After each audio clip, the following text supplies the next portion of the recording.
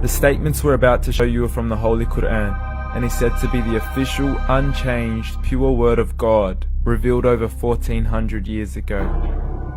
Claiming to be the word of God is a heavy statement, and without proof, or if a single contradiction is found within the book, the apparent word of God will be proven false. So without further ado, let's put the book to the test. In the 23rd chapter, titled The Believers, from the 12th to the 14th verses, God is said to give a detailed description of how the human being is formed. It begins by saying, "We then placed him as a sperm drop in a place of settlement, firmly fixed. Then we made the drop into a alaqa." We will translate this word very soon. "And then we changed the alaqa into a lump. Then we made out of that lump into bones. And then we clothed the bones with flesh. Then we caused him to grow and come into being and attain the definitive human form."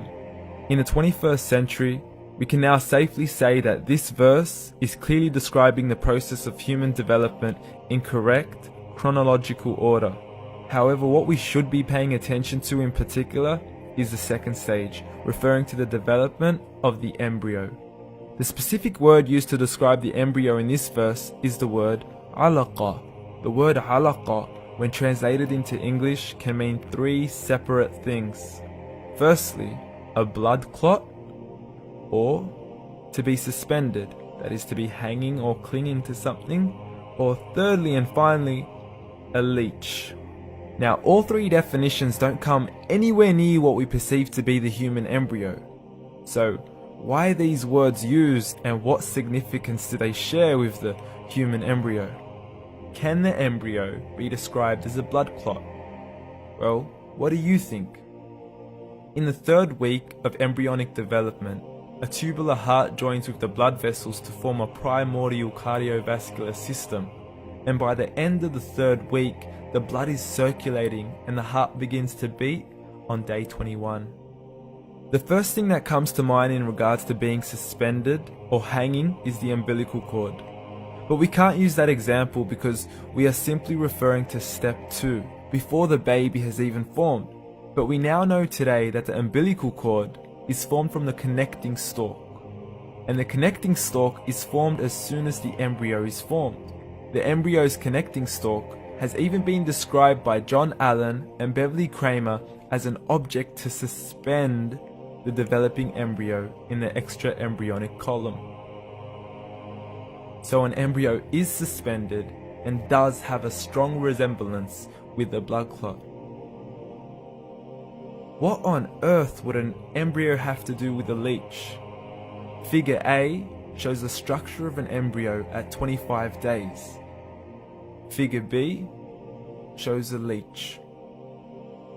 Now please note once again that the embryo in this stage is no greater than the size of a kernel of wheat. This is an X-ray of the embryo at 22 days.